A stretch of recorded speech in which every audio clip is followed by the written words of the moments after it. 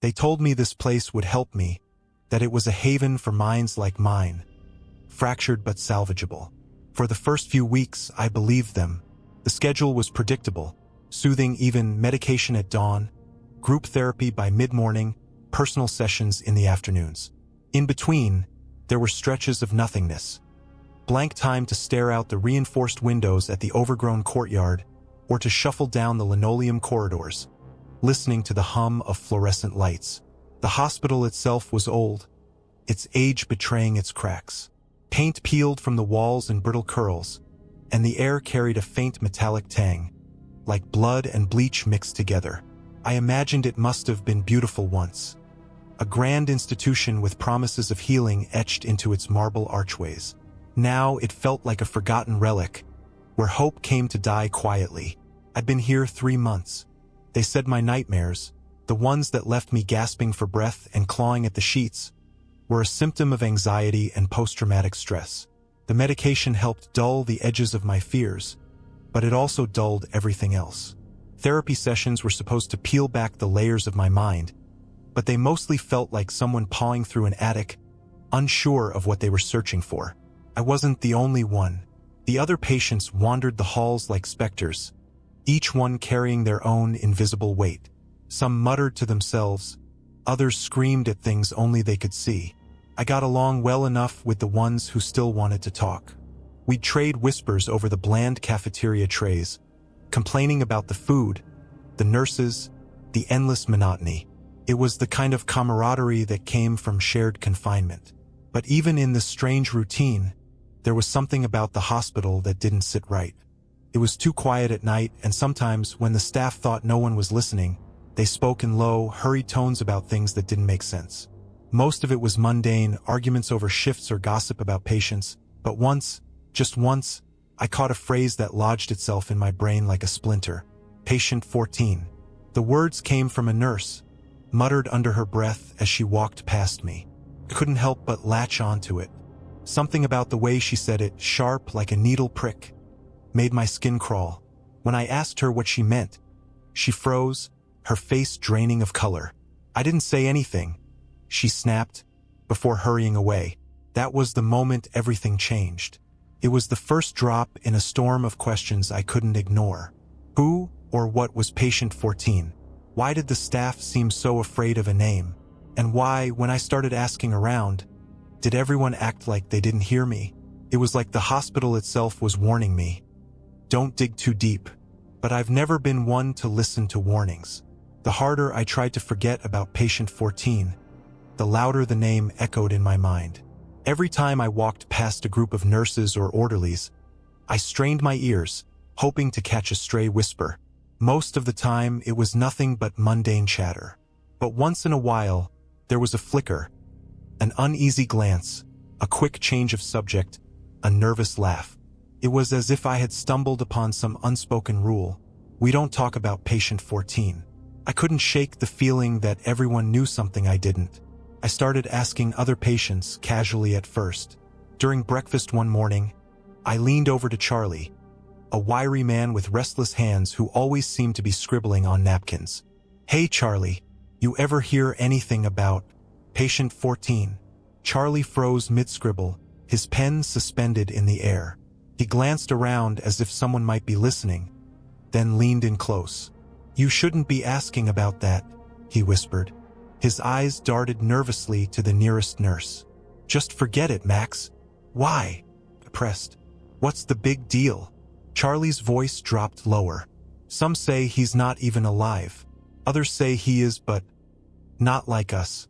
They keep him in the basement, locked up, to protect us. From what?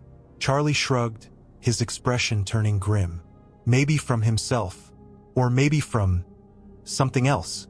I laughed, trying to mask my unease. Sounds like a bad horror movie. Yeah? Well, you're living in it, Charlie said, his tone dead serious. Others weren't so forthcoming. Some avoided the topic altogether, pretending they hadn't heard me. A woman named Greta, usually friendly and chatty, got so upset when I mentioned patient 14 that she started shaking and had to be escorted out by staff. The rumors were wild, each one more absurd than the last. One man told me patient 14 was a serial killer who'd been locked away for decades. Another insisted he was a ghost, trapped here after a botched exorcism. A woman swore she'd heard his screams at night, echoing through the air vents. It wasn't just the patients, either. The staff's reaction to any mention of room 14 was even more telling. They'd stiffen, avert their eyes, or hurriedly change the subject. It was as if the name carried some invisible weight, something too heavy to bear. But the strangest clue came a few days later during group therapy. Dr. Bennett, our therapist, was guiding us through one of his usual exercises, asking us to share a safe place in our minds. I wasn't paying attention. I was too busy watching the other patients. That's when one of the nurses slipped into the room, her face pale as a sheet.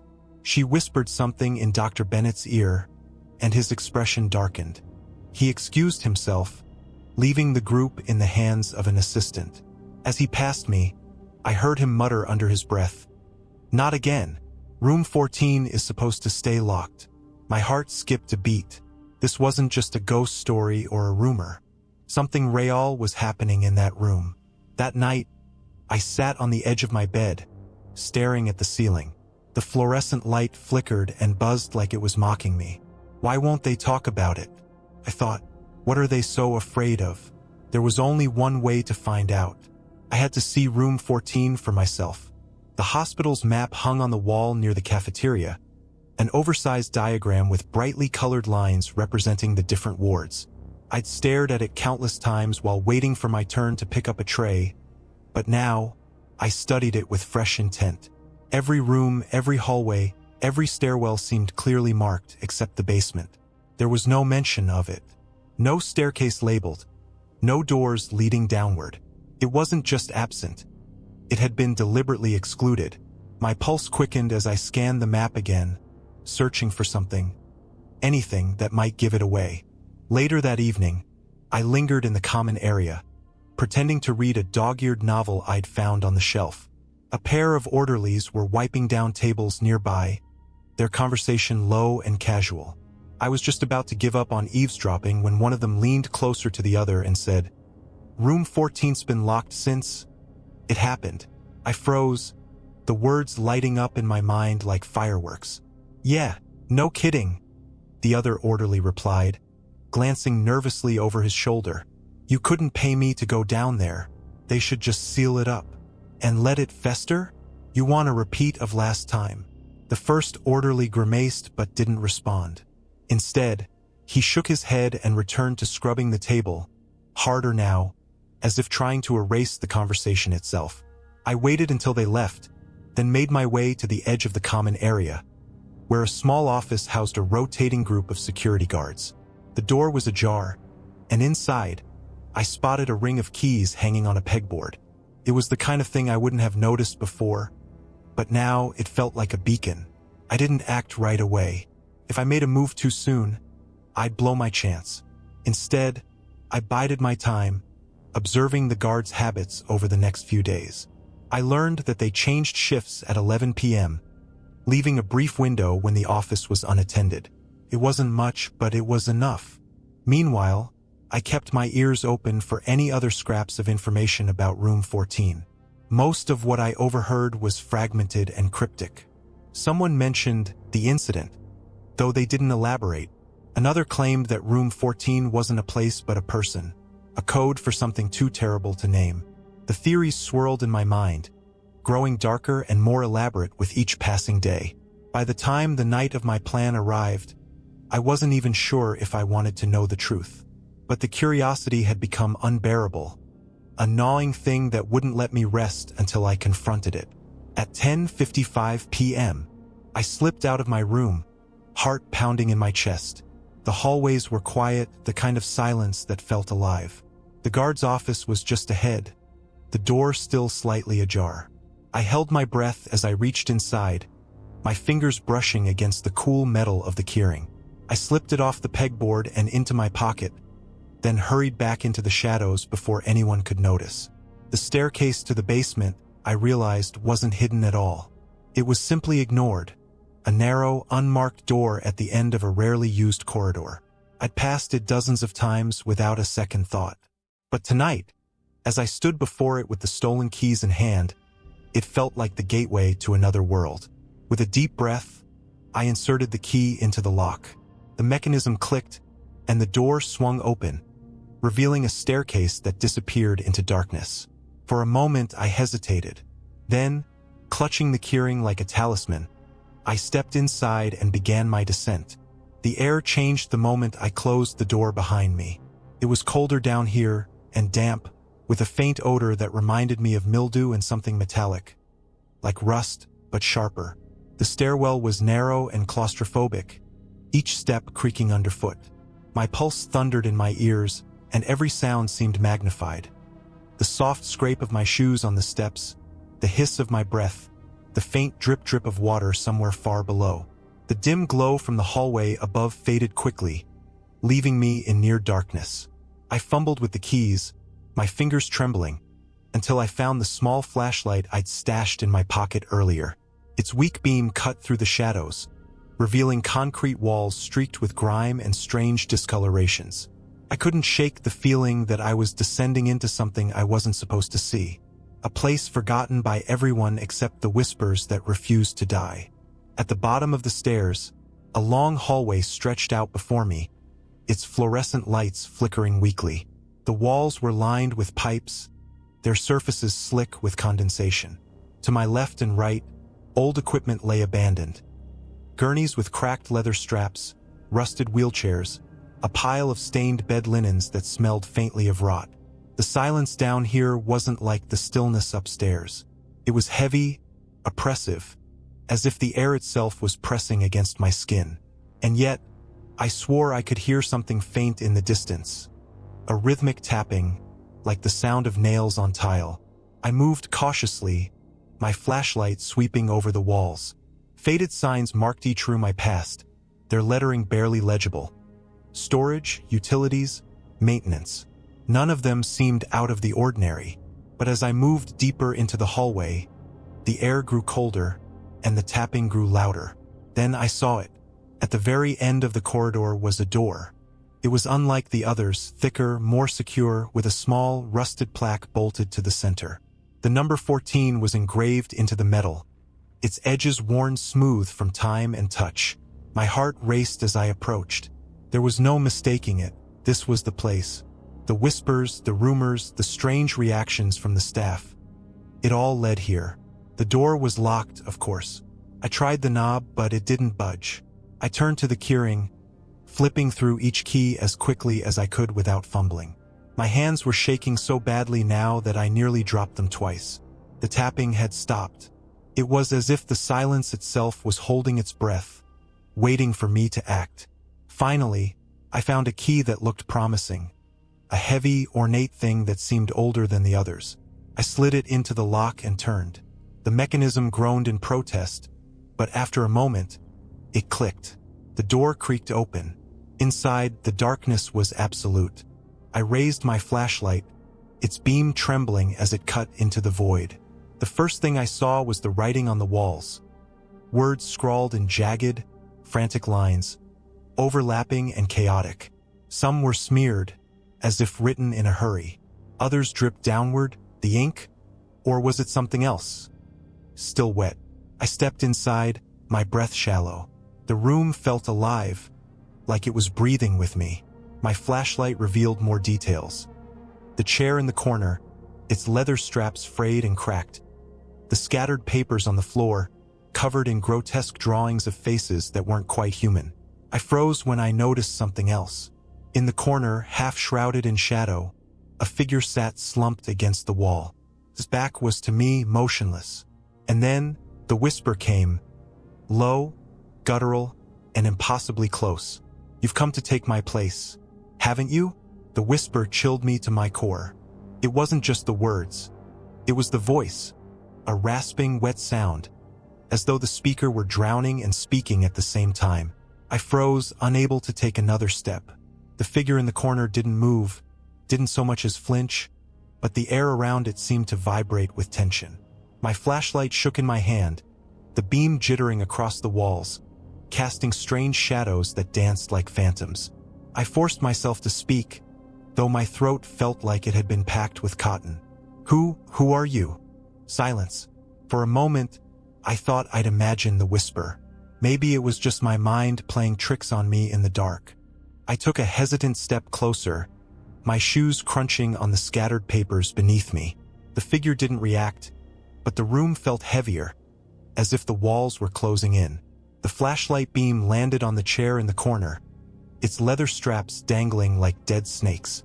The backrest bore the number 14, crudely etched into the wood, the grooves darkened by time or something worse.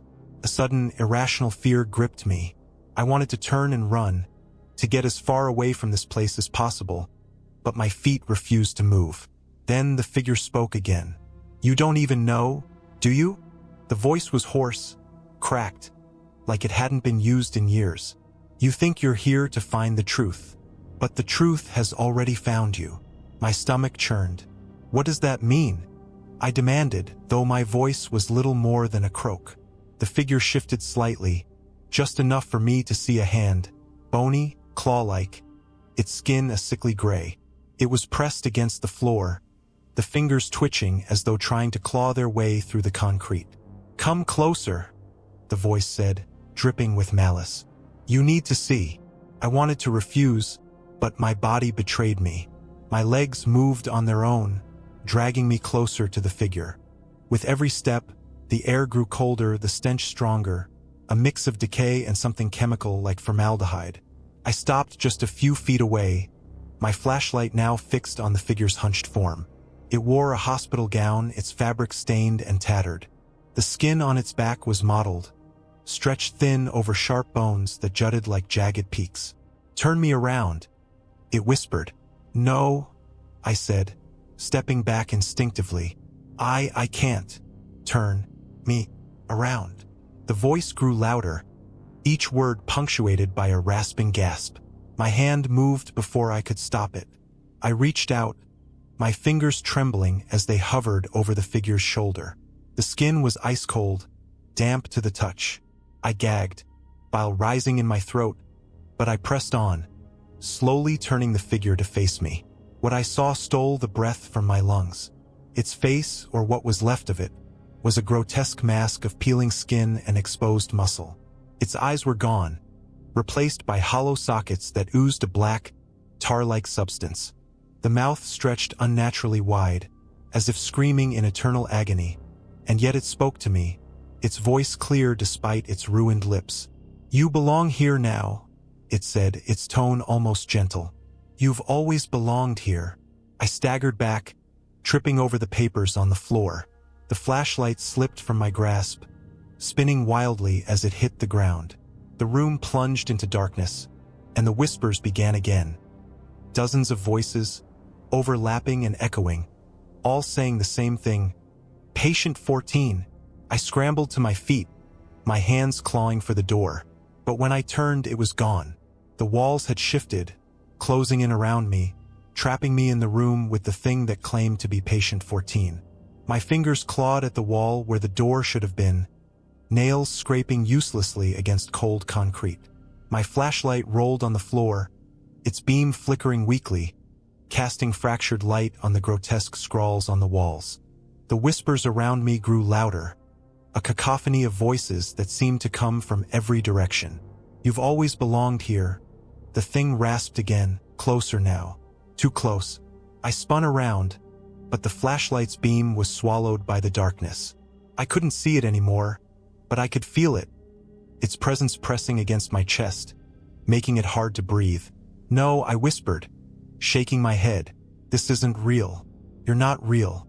The whispers erupted into laughter, a horrible, wet sound that sent chills crawling down my spine. Then, one by one, they began to speak. Patient 14, you can't leave. It's your turn. The walls started to move, or at least they seemed to. The writing on them shifted, rearranging itself into words that burned into my brain like brands. My name appeared, scrawled over and over in looping, frantic handwriting. Max, Max, Max.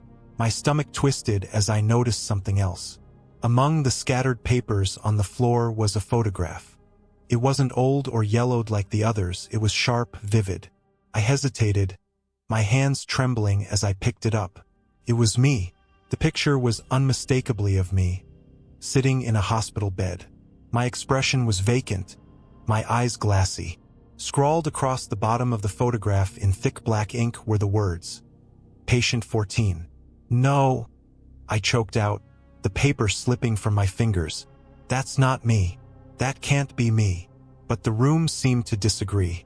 The writing on the walls blurred, then reformed into a single, repeating phrase, You are patient 14. The whispers turned into screams, a relentless tide of noise that battered against my skull. I pressed my hands to my ears, but it didn't help.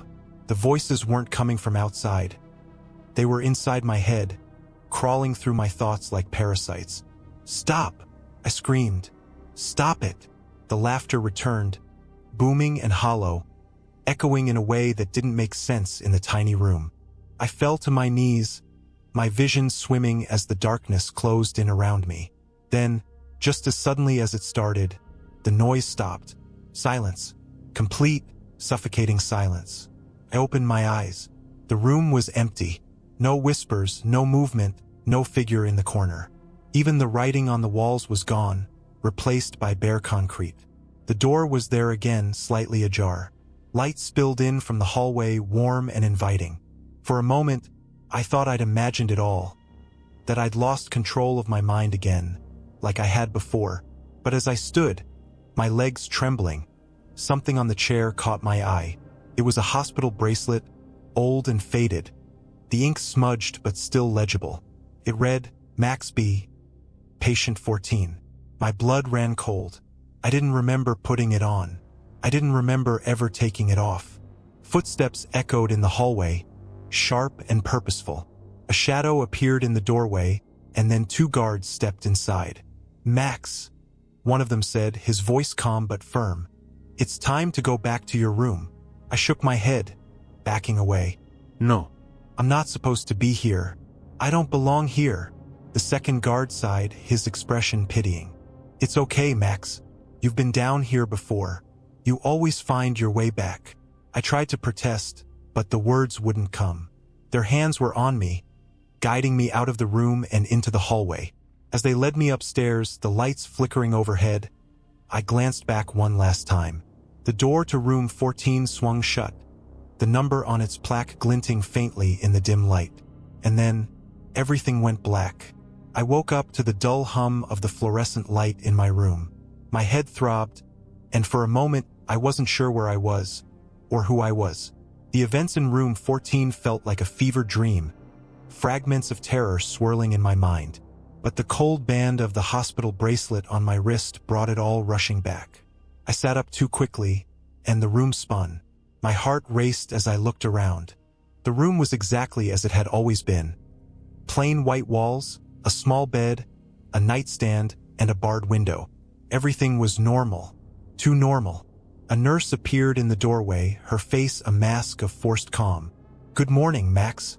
How are you feeling today? I wanted to scream at her, to demand answers, but my throat was dry, and my thoughts were tangled. What happened? I finally managed. I was in the basement. Room 14. Her smile didn't falter, but something flickered in her eyes. Pity? Fear? Max, there's no basement, she said softly, as if speaking to a child. And there's certainly no room 14. You had an episode last night. We found you wandering the hallways. That's not true, I snapped, my voice cracking. I was there. I saw it. There was something in that room. They said I was patient 14. The nurse's expression didn't change. She stepped closer, holding a clipboard. Max, we've talked about this before. Sometimes your mind plays tricks on you. That's why you're here, to help you separate what's real from what's not. No, I said, shaking my head. This isn't my mind. You're lying to me. All of you are lying. She didn't respond. Instead, she made a note on her clipboard and stepped back toward the door. Dr. Bennett will see you later today. In the meantime, try to rest. Before I could protest, she was gone, the door clicking shut behind her. I stared at the walls, my mind racing. Could she be right? Was it all just a delusion? But the memory of room 14 was too vivid, too real to dismiss. And then there was the bracelet. I turned it over in my hand, the words Patient 14 etched into its surface like a brand. I knew I couldn't trust the staff. If they were hiding something, if they knew the truth, they weren't going to tell me. I had to figure it out myself. Over the next few hours, I observed everything. The way the nurses avoided looking me in the eye, the way the other patients whispered behind my back. Even the orderlies seemed more cautious around me, their usual indifference replaced by a thinly veiled tension. By the time Dr. Bennett arrived, I was ready for him. He greeted me with his usual warm smile, his clipboard tucked under one arm. "Good afternoon, Max. How are we doing today?" "We," I said flatly. "I don't know, document. Why don't you tell me?" His smile faltered for a fraction of a second, but he recovered quickly. "Why don't we talk about last night? You seemed upset." I leaned forward, my hands gripping the edge of the bed. "What happened to the last person in room 14? Dr. Bennett's face didn't change, but I saw his knuckles tighten on the clipboard. "Max, there is no room 14. Stop lying," I shouted, standing up so quickly that the chair beneath him scraped against the floor. "I was there. I saw it. And I saw my name, my picture." "Max," he said, his tone firm but calm. "You've been under a lot of stress. Sometimes, our minds create stories to make sense of things we don't understand.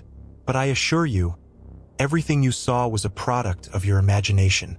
I wanted to argue, to scream that he was wrong, but his words gnawed at the edges of my mind. What if he was right? What if it was all in my head? And then, as he stood to leave, he said something that made my blood run cold. "Try not to dwell on it, Max," he said, his back to me. "We wouldn't want you to end up like the others." "The others?" I echoed, my voice barely a whisper, but he was already gone, leaving me alone with the shadows creeping into my thoughts. The rest of the day passed in a blur. Dr. Bennett's parting words echoed in my mind like a sinister refrain. "We wouldn't want you to end up like the others." The others? Who were they? And what had happened to them? My thoughts spiraled, each one darker than the last. I couldn't shake the feeling that everyone was watching me. The other patients, the nurses, even the orderlies, it was as if they all knew something I didn't. Their glances were quick, their whispers stifled, but I could feel the weight of their stares. At dinner, Charlie slid into the chair across from me, his wiry frame jittering as he tapped his fork against the table. "You look like hell," he said, not unkindly. "Thanks," I muttered, picking at the bland casserole on my plate. I leaned in, lowering my voice. "Charlie, what did Dr. Bennett mean by the others? Did he ever say that to you?" Charlie froze, his fork halfway to his mouth. His eyes darted around the room before settling on me. "You need to stop asking questions, Max," he hissed. "It's not safe." "Not safe," I said, incredulous. "What's that supposed to mean?" Charlie leaned closer, his voice barely audible. "You think you're the first one to go digging into patient 14? You think you're the first to disappear into the basement? Let me tell you something, Max. Every person who went looking for answers ended up worse than before." "What happened to them?" I pressed, my pulse quickening. Charlie hesitated, his hand shaking as he set down his fork. "They weren't the same when they came back. Some of them, well, they didn't come back at all." A chill crept down my spine. "What do you mean, didn't come back?" Charlie shook his head, his eyes glassy with fear. "Forget it. Just drop it, Max, whatever's in room 14.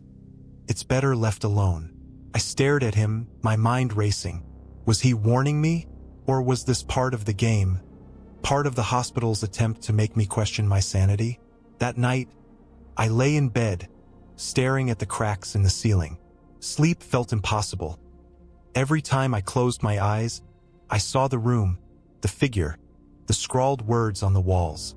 And then there was the bracelet, its cold band pressing against my wrist like a shackle. Patient 14. What did it mean?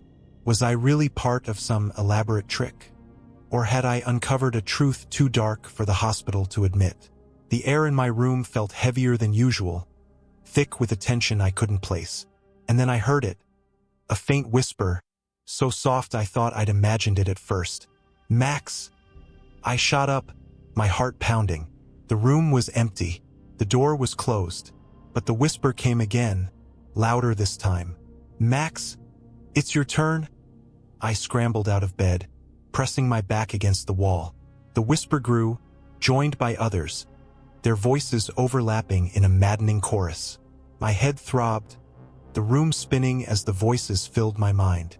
I clenched my fists, gritting my teeth.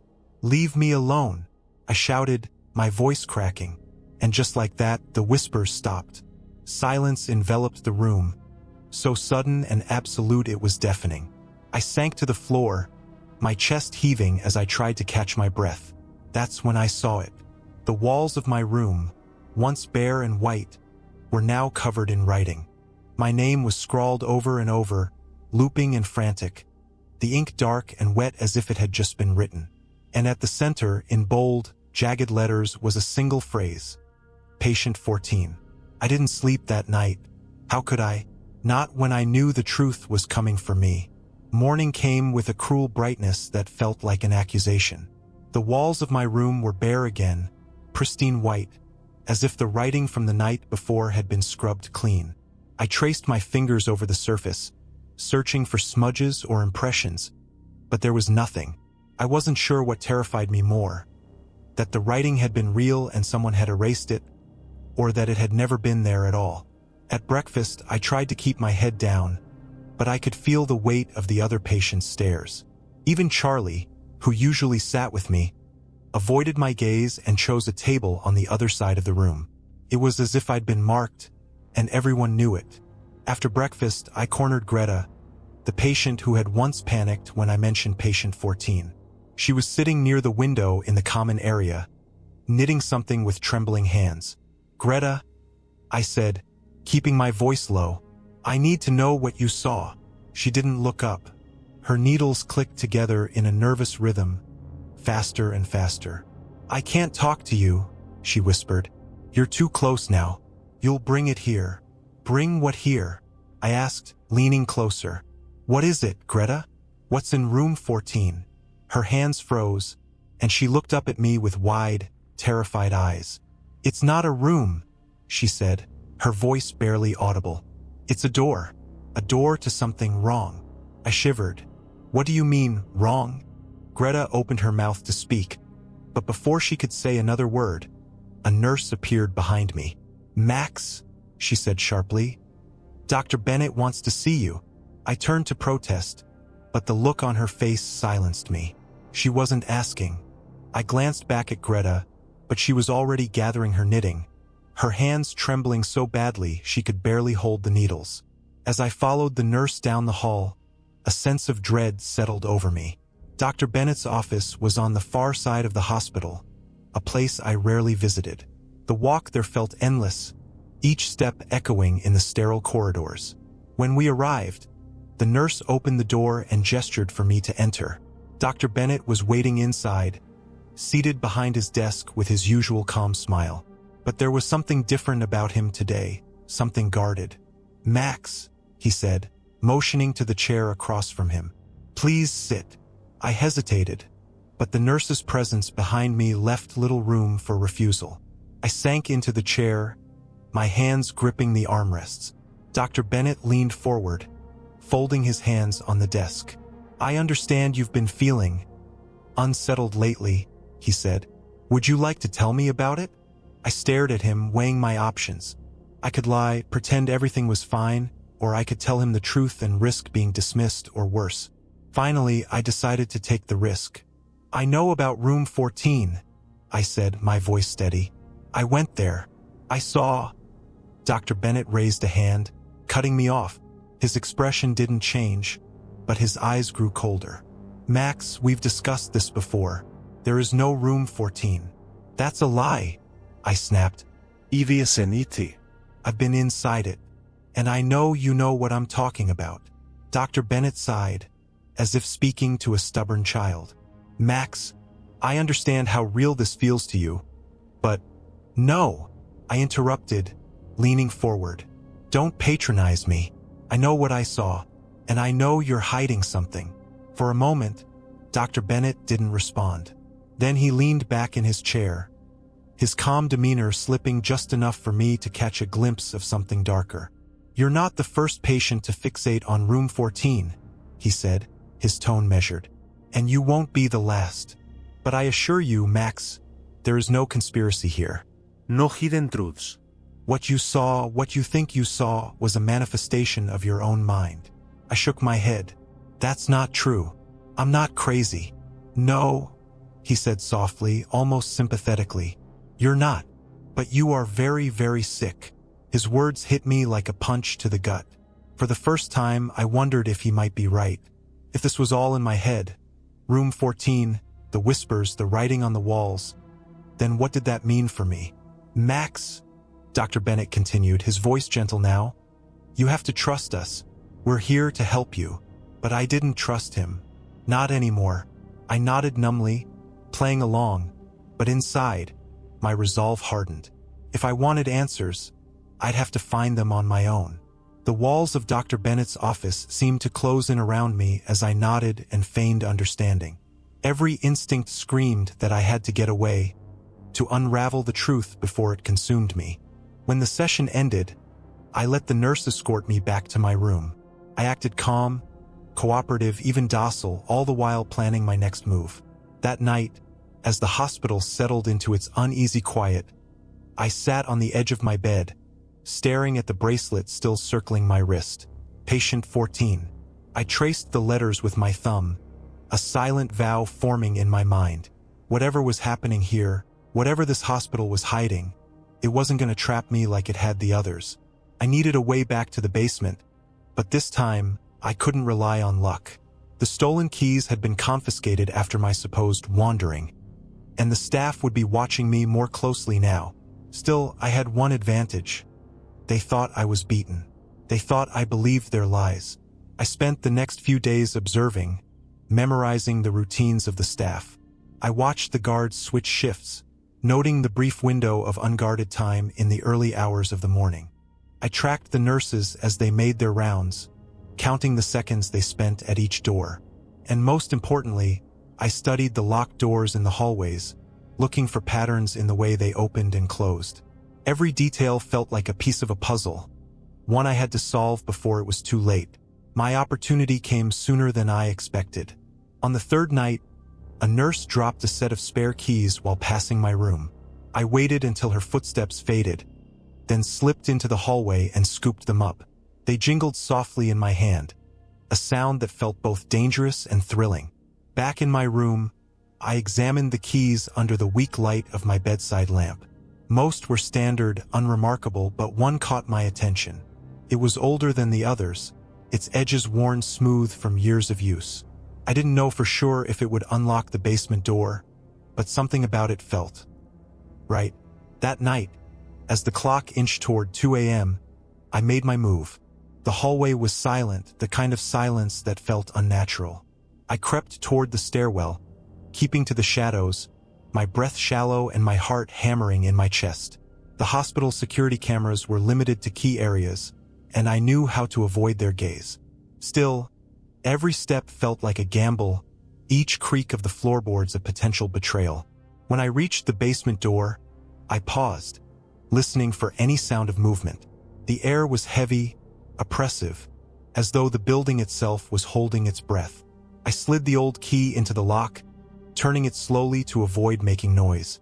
The mechanism clicked, and the door creaked open. The staircase stretched before me, descending into the same darkness I remembered. My flashlight flickered weakly as I stepped inside, the door swinging shut behind me with a hollow thud. This time, I knew better than to hesitate. I moved quickly, my steps steady but cautious. The hallway at the bottom was just as I'd left it, long, damp, and lined with abandoned equipment. The air smelled of rot and rust, and the faint drip-drip of water echoed in the distance. But something was different. The door to room 14 was slightly ajar. My stomach twisted as I approached. The plaque on the door was faded but still legible, the number 14 etched into the metal like a scar. The whispers began again, faint at first but growing louder with every step. You've come back. A voice rasped from within. I told you. You belong here. I stopped just outside the door, my hand hovering over the handle. My pulse thundered in my ears, drowning out the whispers. This was it, the moment I'd been dreading and craving in equal measure. I pushed the door open, and then I stepped inside. The room swallowed me whole, its oppressive darkness closing around me like a noose. My flashlight wavered as I stepped inside, its beam cutting through the gloom to reveal the warped walls and chaotic scrawls. The writing was everywhere this time, not just on the walls but smeared across the floor and even the ceiling. The words seemed to pulse, as if alive. My name was everywhere. Max. Mox. Mox. The whispers were louder now, more insistent, their overlapping voices creating an almost melodic cadence. But beneath them, I heard something else. A low, guttural growl, like the sound of an animal just beyond sight. The chair in the corner still stood, its straps dangling limply like dead vines. It seemed to radiate malice, as though the very wood was steeped in pain. On the seat lay the hospital bracelet I'd been wearing, though now the ink on it was darker, thicker. I realized with a shudder that it wasn't ink at all. It was blood. I stepped closer, unable to help myself. The floor was littered with more of those strange, grotesque drawings. Faces stretched into impossible shapes, eyes bulging, mouths frozen in screams. Among them, I saw something new. A series of crude sketches of a figure strapped into the chair, the name Max scrawled beneath each one. A chill ran down my spine. This wasn't just a room. It was a trap. The door behind me creaked shut with a groan that felt deafening in the heavy silence. I spun around, shining my flashlight toward the sound. But there was nothing there, just the solid, unyielding surface of the door. My hand shot to the handle, but when I tried to turn it, it wouldn't budge. You came back. The voice rasped, louder now, as if it were right beside me. You shouldn't have come back. I turned, shining the light toward the sound. The figure was there again, hunched in the corner, its back to me. This time, its movements were jerky, unnatural, like a marionette being manipulated by unseen hands. Who are you? I demanded, my voice trembling. The figure didn't answer. Instead, it began to laugh, a wet, gurgling sound that made my stomach churn. It stood slowly, its joints cracking with the effort. As it turned toward me, the flashlight flickered, the weak beam barely illuminating its grotesque face. It was the same as before, hollow sockets where eyes should have been, flesh peeling from bone, a mouth stretched too wide. But this time it was smiling. You don't remember, it said, its voice thick with mockery. But you will. What are you talking about? I said, stepping back until I hit the door. I don't belong here. I don't know who you are. The figure tilted its head, its grin widening. Don't you?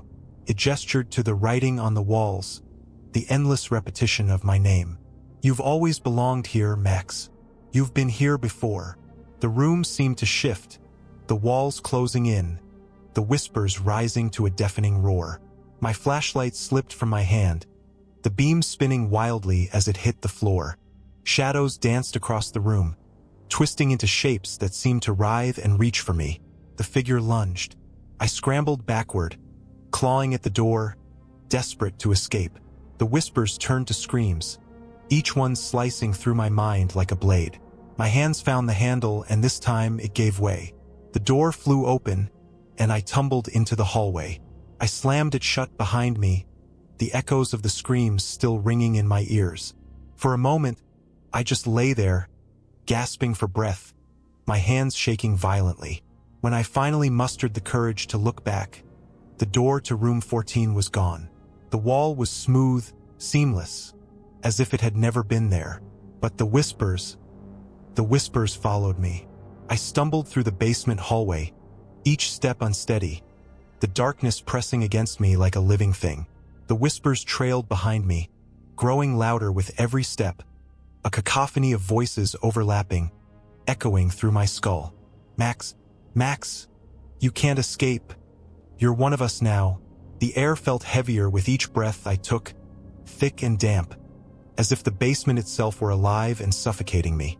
I clutched at the walls for support, my fingers brushing against cold, damp concrete.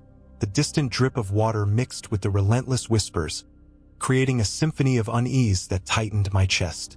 Finally, I saw the faint outline of the stairwell ahead, its narrow frame a lifeline in the oppressive dark.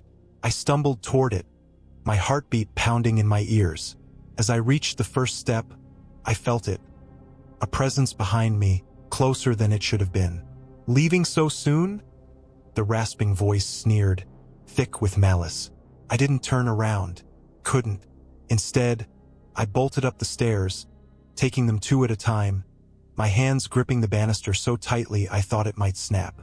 The whispers grew sharper, angrier, biting at my heels like a pack of wolves. "Max, you can't run from us. You'll always be one of us." I hit the top of the stairs and threw myself against the door, fumbling with the handle.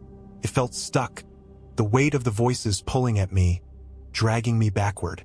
With a desperate scream, I threw my shoulder against the wood, and the door burst open. I stumbled into the brightly lit corridor, collapsing onto the cold tile floor.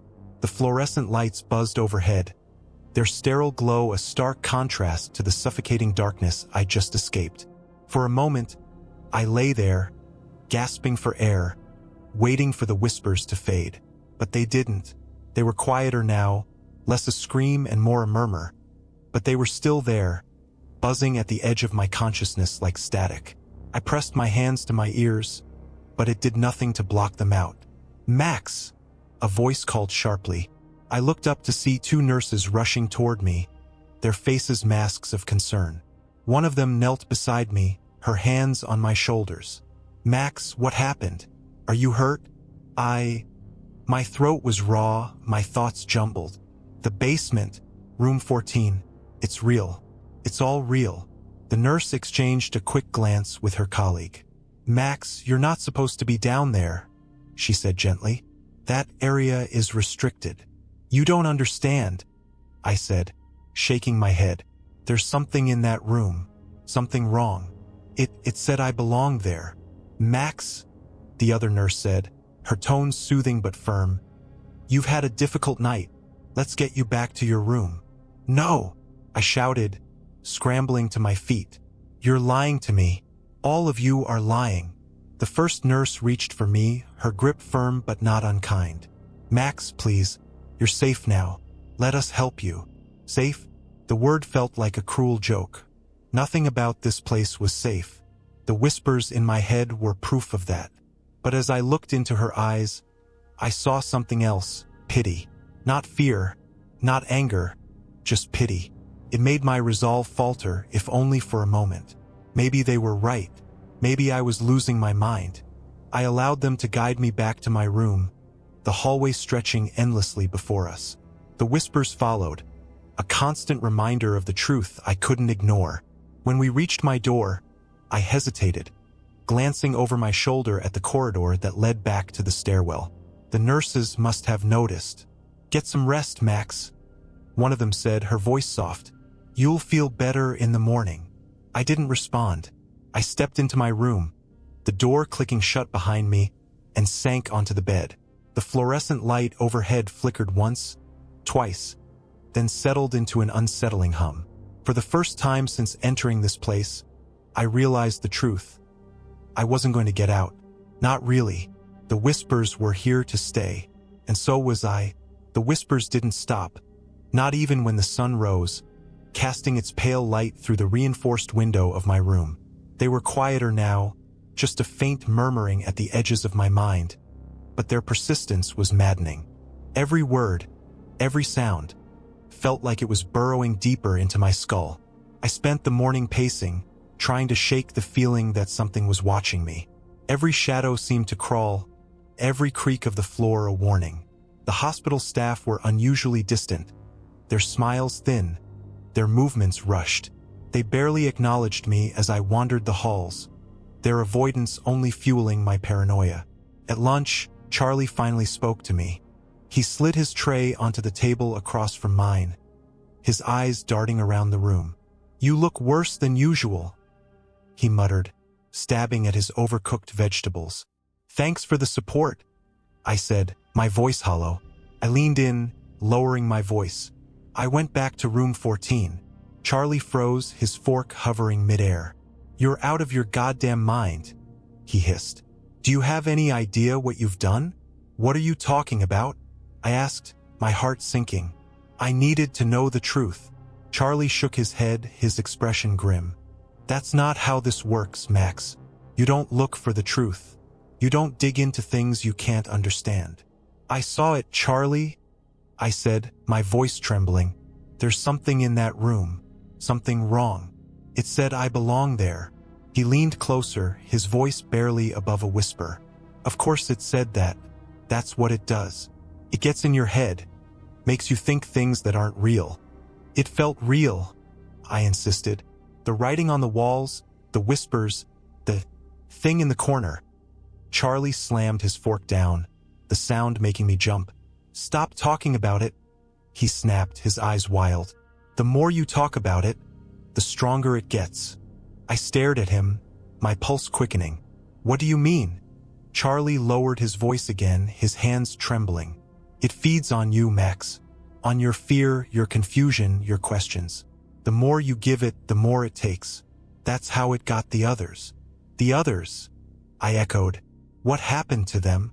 Charlie hesitated, his face pale. They disappeared. Some of them went into room 14 and never came out. Others, they just faded, like they were never here to begin with. I shivered, his words settling in my chest like stones. Why didn't anyone warn me? Because it doesn't matter, Charlie said, his voice bitter. Once it notices you, it's over. You can't escape it, Max. No one can. He stood abruptly, leaving his tray untouched. If you're smart, you'll stop asking questions. Maybe then it'll leave you alone. But as I watched him walk away, I knew it was too late for that. The whispers weren't going to stop. They had already claimed me, and I didn't know how to fight them. I spent the rest of the day in a haze, the weight of Charlie's words pressing down on me. By the time night fell, I was exhausted, but sleep felt impossible. The whispers were louder in the dark, their words sharper, more insistent. Max, it's your turn, you belong here. I pulled the covers over my head, squeezing my eyes shut, but the voices only grew stronger. And then, as if to mock me, I heard a sound that made my blood run cold. A faint tapping on the wall, just behind my bed. I froze, my breath catching in my throat. The tapping came again, slow and deliberate, each knock a jolt to my nerves. Summoning every ounce of courage, I turned to face the wall. There was nothing there, but the tapping continued, louder now, as if something was trying to break through. And with each tap, I felt the room closing in, the whispers growing into a deafening roar. I realized then that I couldn't run from this. Whatever was happening, it wasn't going to stop. Not until it had me. The tapping didn't stop, even as I pressed my hands against my ears and curled into the corner of my bed. Each knock was steady, deliberate, echoing in the small room like a heartbeat.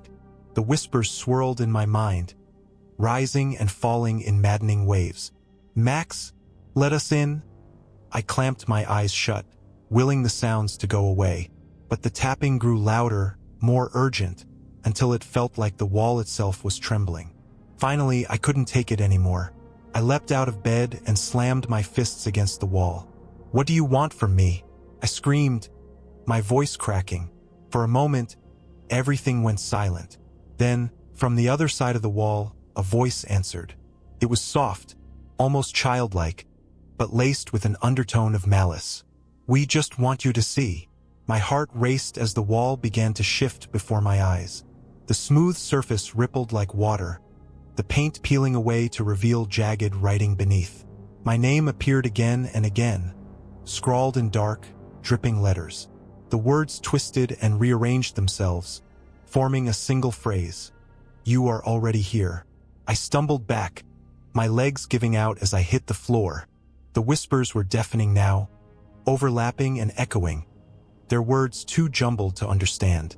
The room seemed to warp around me, the walls stretching and contracting like lungs. And then the tapping started again, this time from the door. I turned slowly, my body trembling. The handle twisted, the door creaking open an inch. Pale light spilled into the room, casting a long shadow across the floor. "Max!" The voice called low and guttural. "It's time." I scrambled backward, pressing myself against the corner. "Stay away!" I shouted, though my voice was barely audible over the whispers. The door opened wider, and a figure stepped inside. It was cloaked in shadow, its features obscured, but its presence filled the room with a suffocating weight. My skin prickled as it moved closer, each step deliberate, purposeful. "You've been chosen," it said, its voice reverberating in my skull. "You were always meant to take my place." "What are you talking about?" I choked out. "I don't belong here. I'm not patient 14. The figure stopped just short of me, its shadow looming over my trembling form. Slowly, it reached out, its hands skeletal and gray, its fingers impossibly long. "Look," it said. Before I could react, its hand pressed against my forehead. My vision blurred, the room spinning around me as a flood of images filled my mind. Faces flashed before my eyes. Patients, doctors, nurses, all of them staring at me with hollow, lifeless expressions. The hospital walls melted into darkness, replaced by endless corridors lined with doors. Each door bore the same number, 14. And then I saw myself, sitting in the chair, strapped down, my mouth open in a silent scream. The walls around me were covered in my name, the whispers calling out, relentless and hungry. "No," I whispered, tears streaming down my face. "That's not me. That can't be me." But the figure only laughed, its voice a chorus of overlapping tones. "You've already taken my place, Max. You've been here longer than you know." The room snapped back into focus, the figure gone. I was alone again, the door to my room shut tight, but the whispers were still there, their voices weaving through the air like a song. And on the floor, where the figure had stood, lay a hospital bracelet. I crawled forward, my hands trembling as I picked it up. It bore my name, Max B., patient 14. This time, the ink was smeared, but not enough to obscure the date printed beneath it. It was from years ago. I sat frozen on the cold tile floor, clutching the bracelet in my trembling hands. The date stared back at me, impossible yet undeniable. Years ago. How could that be? I hadn't been here for years. I'd only arrived a few months ago. Hadn't I? The whispers grew softer, almost soothing now, as if they knew I was too broken to resist them anymore. My thoughts tangled into knots as I tried to piece together what was real and what wasn't. The memories of my arrival, my therapy sessions, the staff, were they even real?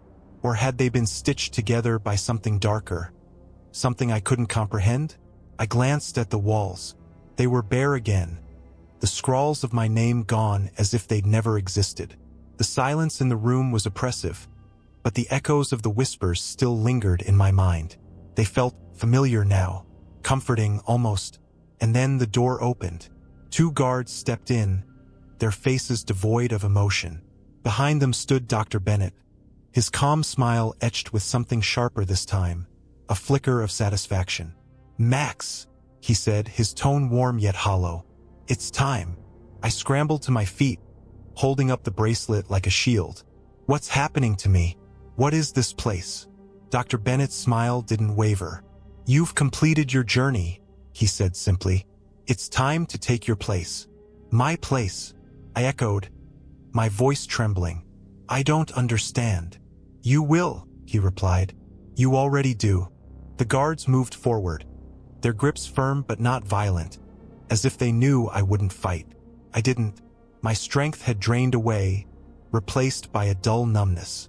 They led me out of the room, down the now familiar corridors, past the other patients who avoided my gaze. As we descended the stairs to the basement, I felt a strange sense of calm. The fear was still there, but it was muted, buried beneath an overwhelming certainty. This was always going to happen. The hallway stretched before us, the door to room 14 standing wide open. The whispers grew louder as we approached, their voices blending into a single, resonant hum. It wasn't chaotic anymore. It was harmonious, inviting.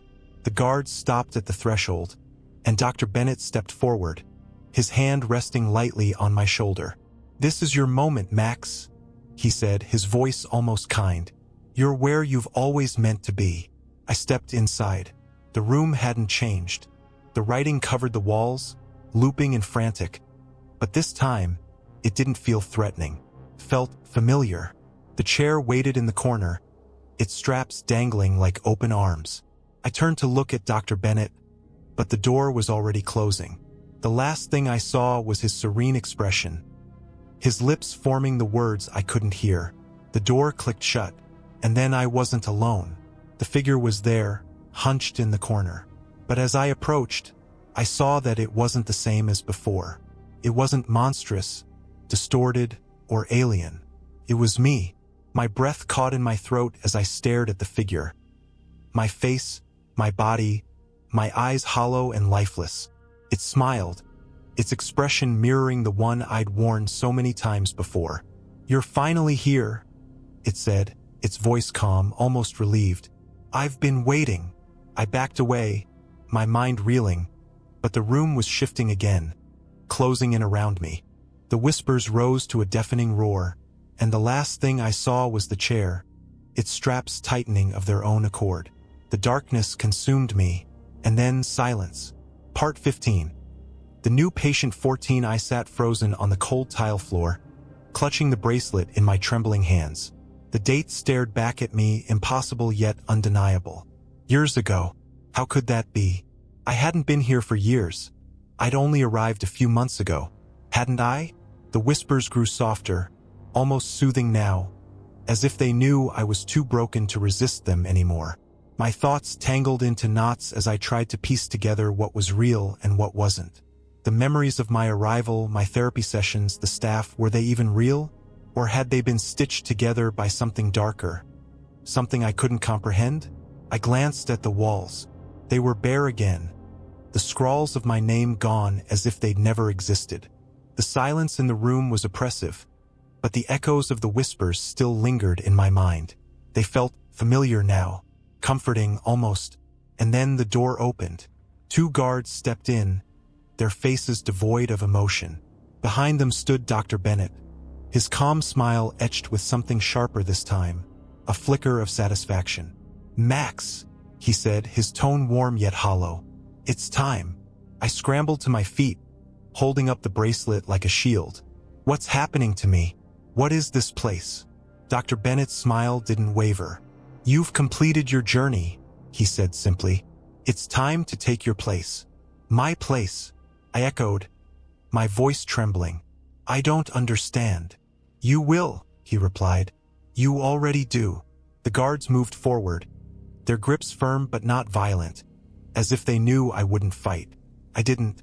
My strength had drained away, replaced by a dull numbness. They led me out of the room, down the now familiar corridors, past the other patients who avoided my gaze. As we descended the stairs to the basement, I felt a strange sense of calm. The fear was still there, but it was muted, buried beneath an overwhelming certainty. This was always going to happen. The hallway stretched before us, the door to room 14 standing wide open. The whispers grew louder as we approached, their voices blending into a single, resonant hum. It wasn't chaotic anymore. It was harmonious, inviting. The guards stopped at the threshold, and Dr. Bennett stepped forward, his hand resting lightly on my shoulder. "This is your moment, Max," he said, his voice almost kind. "You're where you've always meant to be." I stepped inside. The room hadn't changed. The writing covered the walls, looping and frantic. But this time, it didn't feel threatening. Felt familiar. The chair waited in the corner, its straps dangling like open arms. I turned to look at Dr. Bennett, but the door was already closing. The last thing I saw was his serene expression, his lips forming the words I couldn't hear. The door clicked shut, and then I wasn't alone. The figure was there, hunched in the corner. But as I approached, I saw that it wasn't the same as before. It wasn't monstrous, distorted, or alien. It was me. My breath caught in my throat as I stared at the figure. My face, my body, my eyes hollow and lifeless. It smiled, its expression mirroring the one I'd worn so many times before. "You're finally here," it said, its voice calm, almost relieved. "I've been waiting." I backed away, my mind reeling, but the room was shifting again, closing in around me. The whispers rose to a deafening roar, and the last thing I saw was the chair, its straps tightening of their own accord. The darkness consumed me, and then silence. The next day, the hospital staff whispered among themselves about a new patient 14.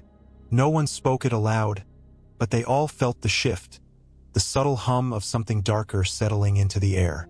In his office, Dr. Bennett wrote a single note in his patient file before closing it and locking it away.